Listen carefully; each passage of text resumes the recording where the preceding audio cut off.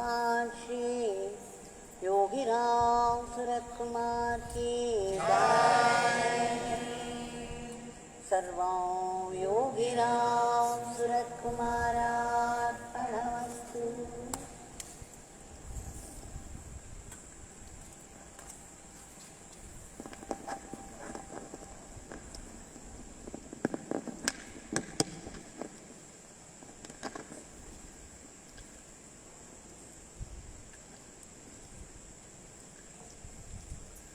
By one compassionate glance from the Supreme Bhagwan, we were able to sing his powerful name for the past 1 hour. It was no small grace.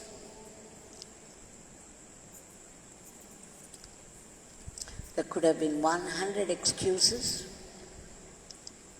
for not doing this. Yet, those of us who are here were able to come despite any possible excuse because of grace. So let us thank him heartily,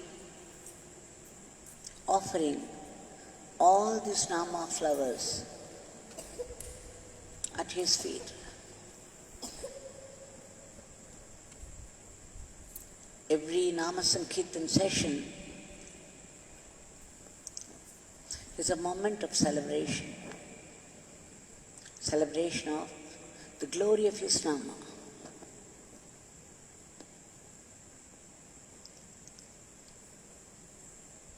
Now, for the past few months, we have been getting glimpses of Bhagwan, his own life, and from the experiences of his devotees with him. As I have said before, the new paradigm is one Leela a day keeps the Maya away.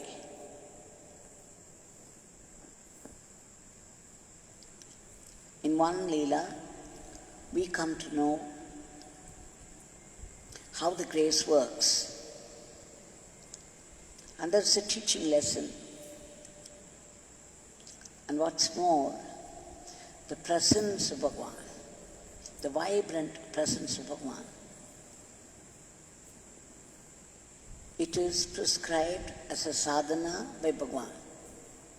Whenever Srimati Tilakavati Rajashekar came from Madurai, Bhagwan would delight in her narrations of Sundareshwara's Leelas. You should have seen his face, how it radiated joy. It's not the joy that we talk about in our life. It was something beyond it. For him, he was reliving those Leelas in acknowledgement of his original form. A revelation to all of us. He had declared time and again that all the 64 Leelas of Sundareshwara are this beggar's Leelas.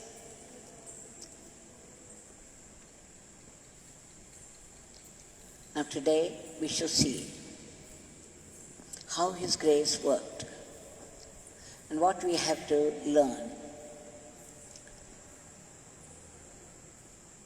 Dr. Saravanan from Hosur been running a school.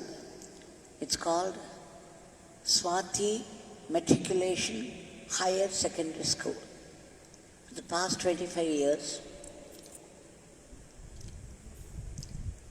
in 2000, it struck him to start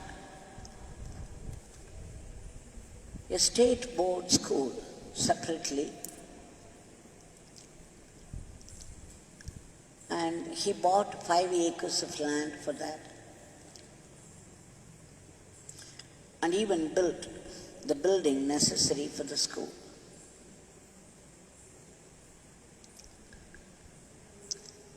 Now, the inspection from the directorate, they came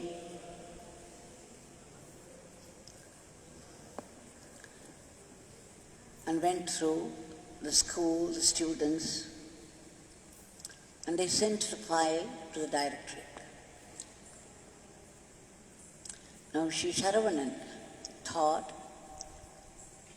it was automatic, that they would soon get the recognition from the directorate. What happened was endless waiting. With the result, the examinations were fast approaching. He had even collected examination fees and paid, and the government took it. The government accepted it. Everything is over. The students were all awaiting the hall ticket. Just 1 week before, Sri Saravanan got a doubt. He was wondering why there was no response at all. So he went all the way to Chennai to see the education minister. Of course, when he went there, the education minister asked him what the problem was. And Saravanan went into elaborate details of the situation. 145 students were going to give the 10th standard public examination. So much time had already passed, only 1 week more for the examination, and they were yet to receive the recognition and the hall tickets. Just imagine for a moment the responsibility of Dr. Saravanan. He has bought the land, built the necessary rooms for the classes, admitted 145 students who were to appear for 10th standard final examination, and the recognition was yet to come.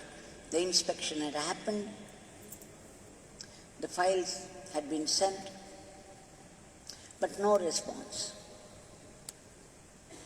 What a responsibility, what a grave situation it was. He felt terrible. So when the minister asked him what the problem was, he poured out all the details.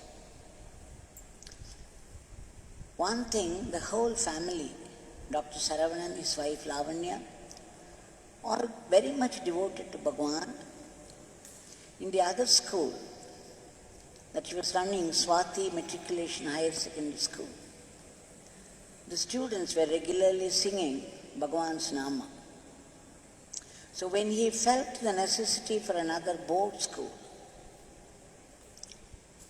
and when he built it, he wanted to name it from one experience, one past experience of his. He would not choose any name for him by himself, because in the other case, Bhagwan did not allow his name to be used. So he put 2 chits before Bhagwan's photograph, asking whether he could give Yogi Ramsuratkumar's name to the board school, or it should be named, it should be given another name, some other name. And then when he took one of them, it said, choose some other name, not this beggar's name. So he gave this name, Guru Dronacharya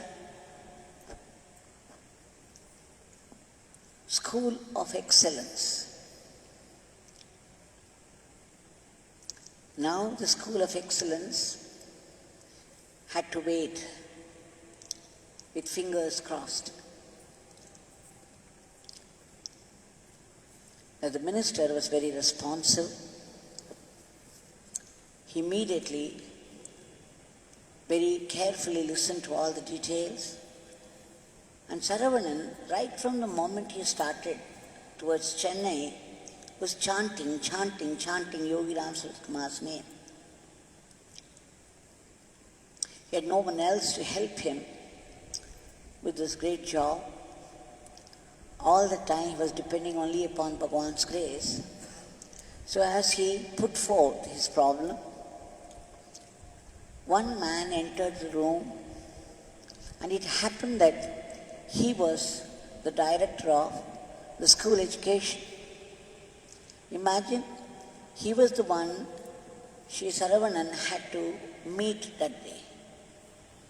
After meeting the minister, he had to go there and meet just this person. And here he was, entering. He was seated, and immediately the minister gave orders. He signed the paper asking this director to make the necessary arrangements for recognition. And then, after signing the order, the minister was about to give it to the director. Suddenly, Sri Saravanan got a fear. What if she should throw this paper in a corner, not work upon that? So he intervened and said, "Sir, I would carry it myself. I would bring it to your office tomorrow." The director said, "Okay, you come at 7 o'clock itself to the office. I will do the needful for you." So the next day, Saravanan took this order with him, was promptly there at 7 o'clock at the directorate. Little did he realize what was to happen. He simply trusted the director's word and waited there from 7 o'clock.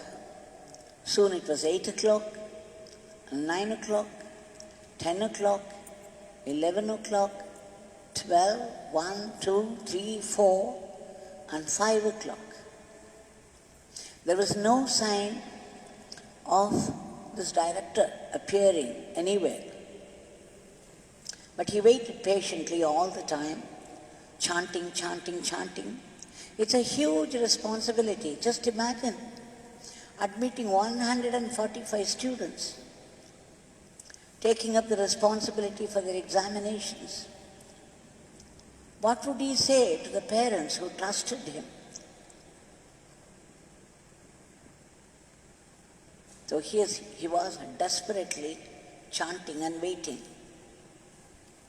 And 5 o'clock came, the offices were closed and people were starting back. And still, he would not lose his patience, nor the tiny hope.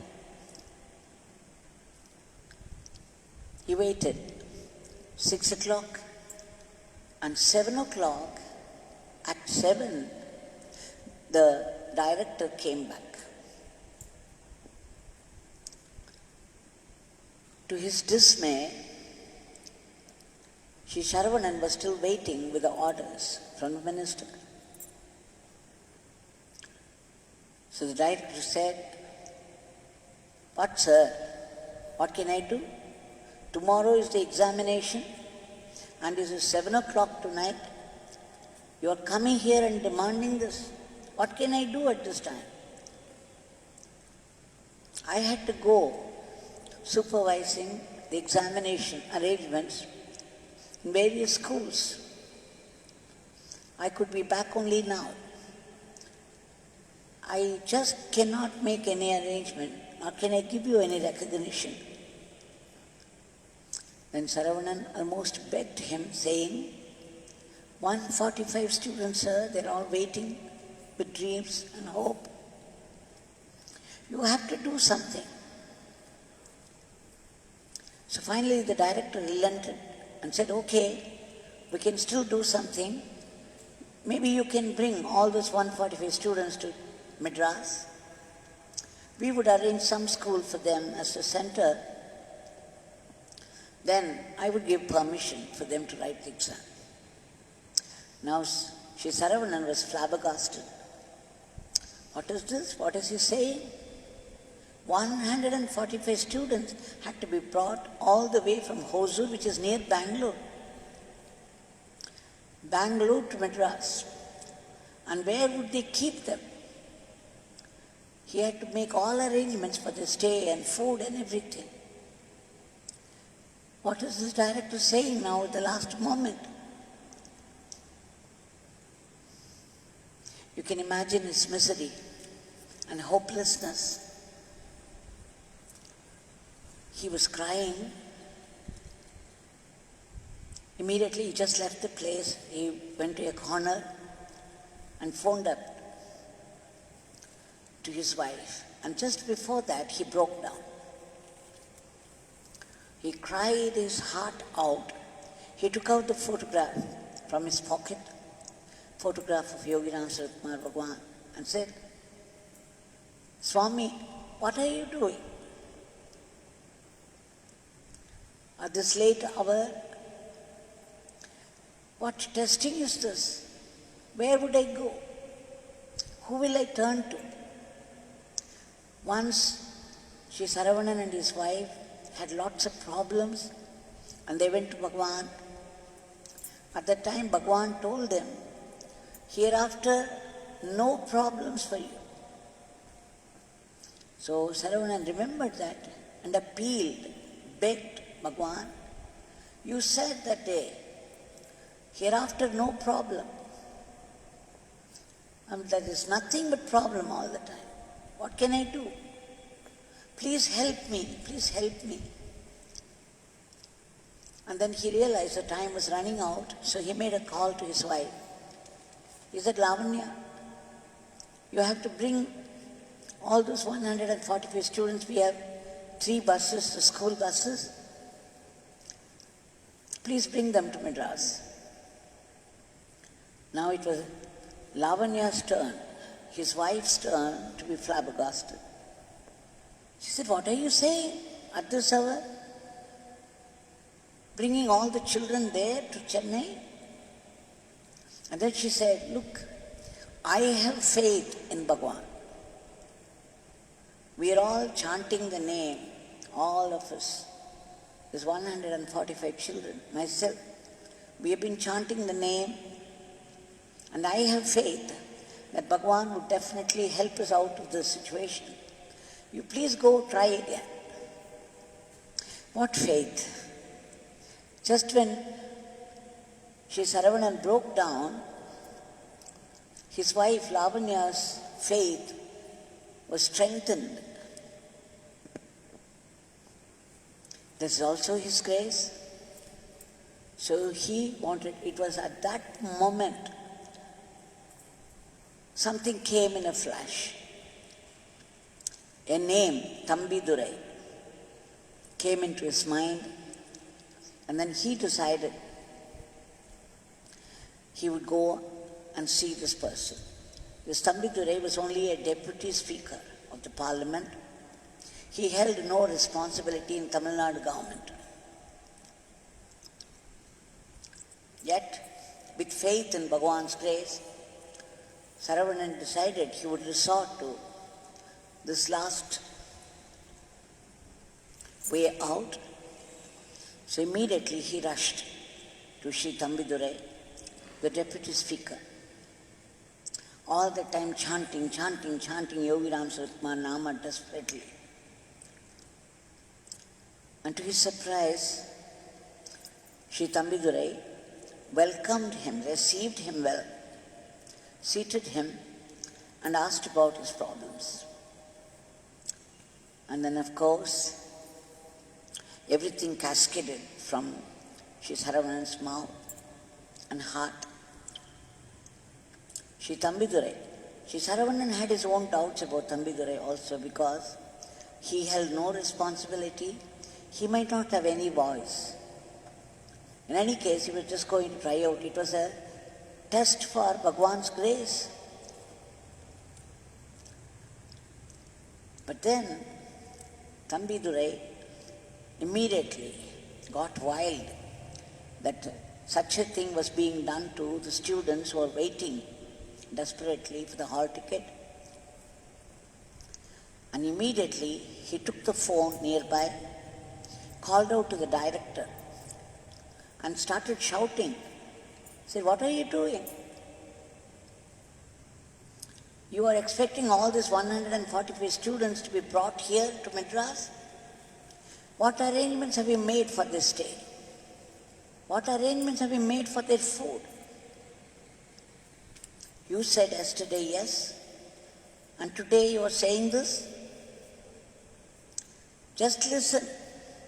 If the whole thing comes out to the media, what will you say? It will appear in the TV. The news will go out everywhere. This is what you have done. 145 students were brought to Madras to write the exam." And then he said, with determination and authority, "Now, I do not know what you would do. You have to give him the recognition order, and those students are going to write their examination in Hosur, not in Madras." And then he banged the phone down. So imagine Sri Saravanan's mind at that time. He never expected Sri Thambidurai to act like this. He very clearly recognized Bhagwan's grace working. And because Thambidurai would not recommend easily. It's all pure grace of Bhagwan. And then Sri Thambidurai sent Saravanan to directorate, the office of the director. Immediately he rushed there. When he reached the place, it was 10 o'clock. 10:30 they started typing the order. 11 o'clock the director signed the order. 11:30 it was handed over, the recognition order, the hall tickets handed over to Dr. Saravanan, and thanking profusely Bhagwan Yogi Ramsuratkumar, Saravanan reached at 7 o'clock, reached Hosur at 7 o'clock in the morning. He was very proud of his wife's faith, how she maintained it. And then he went to each of the students' house himself, handed over the hall ticket. 10 o'clock, the students were promptly present for the examination and they wrote. What could have been an ordinary event assumed such scales of proportion. It was a mountain to climb, and finally it happened. The miracle happened. When we go through this detail after detail, just imagine they've been chanting the name, all the students were chanting the name, his wife was chanting the name, and he himself was chanting the name from the moment he started from Hosur, and perhaps even before that. And yet, he had to go through test after test. He was stretched out to the extreme and almost broke down. And then things began to pick up. This is what happens to the devotees in many situations in life. I used to say jokingly, when I was visiting Bhagwan for the past 7 years, not for the past, the first 7 years, when I was visiting him, there were many, many tests and tribulations. I would jokingly say, Bhagwan would throw the devotee up there, and we would float up and up and up, higher and higher, and then we would begin to fall down. And just when you think you are going to 100 pieces, he would cushion you, he would hold you in hand, and you would be safe. Just when you think you are going to break into 100 pieces, you would find yourself in one piece and right in the cushion of his hand. Why would God do this to us? There must be something. God, who is the ocean of mercy, who could be more gracious than God? We are all very selfish. God is the only selfless being. Why would he do it?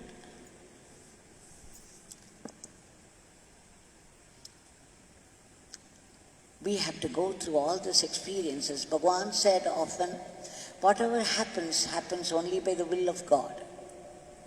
And whatever happens is necessary for our spiritual growth. And God is perfect, and therefore whatever he wills is also perfect. And coming from God, whatever happens can only be a definite blessing. Had this not happened this way, had it all been easier, we would never realize the glory of grace.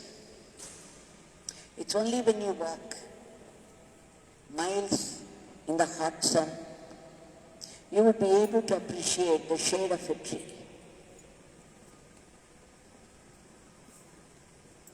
So to be able to appreciate the grace of God, the invocation has to be very strong. And for the invocation, you must keep on chanting the name. That's the only thing that we do, chanting the name and praying. This morning I was telling some of the friends here, God is the greatest businessman. You know, you go to any shop, if some object that you want to buy is 1,000 rupees, you give him 900, 950.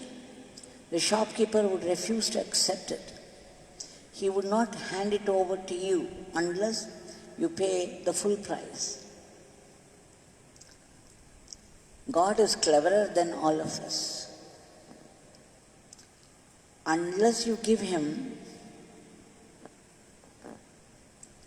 the namas that he expects from you, until the last nama that he expects from you, he would not yield easily. So all this nama chanting, desperate chanting of the name, seeking out grace, begging, begging, begging, ego goes down and down. It's almost crushed. And then the grace flows. So let us remember this statement of Bhagwan, the teaching of Bhagwan. Whatever happens, be it a joy or sorrow in life, whatever life brings to you is what God has specially and specifically willed for you for your spiritual growth. In every event, in every occurrence of life, Spiritual growth must happen because the aim of life is God. God is our only goal, and that's why God has given us this body, put breath in this, given us a life to lead where we could work out our past karmas.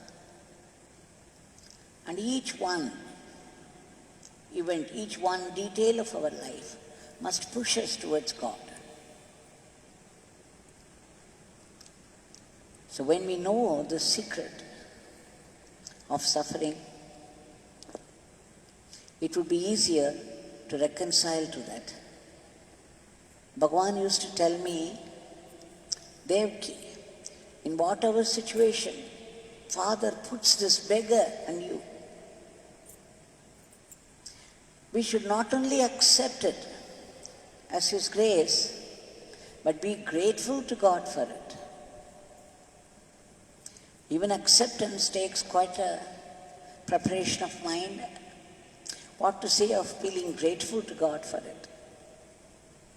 But then, that's what is demanded by God.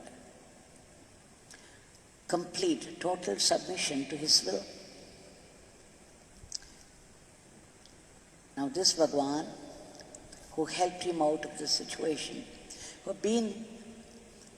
who has been helping people out of situation after situation in life, is pouring His grace, pouring His blessings. He's here right in front of us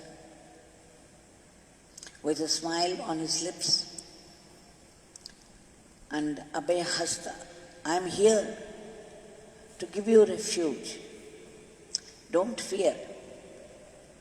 Just think of me, chant my name until I grant you your prayer.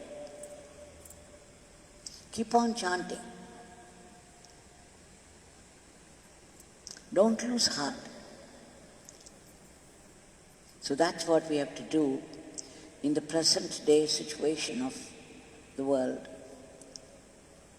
We know a tiny virus which cannot even be seen except in a microscope is holding the whole world in its dreadful grip. And we can't do anything about it. 9 months have passed. Now they are trying out a vaccination. It's only a trial.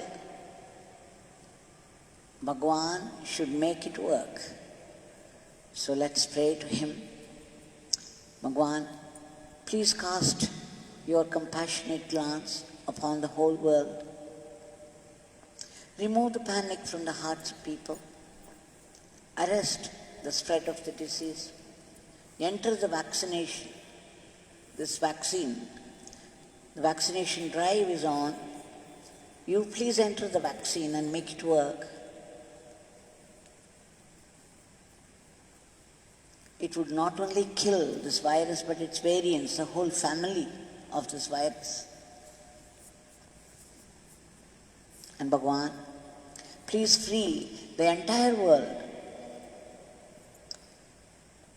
from this grip, from this dreadful grip of this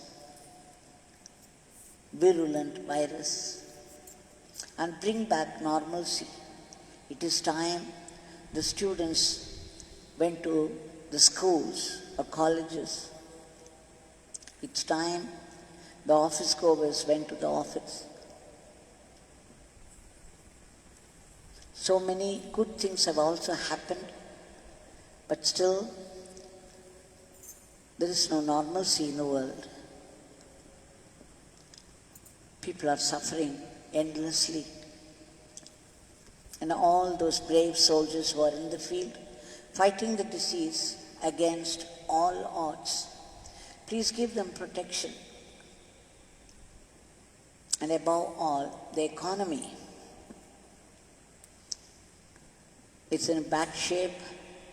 Only you can give a boost to this and support all the steps taken towards its improvement.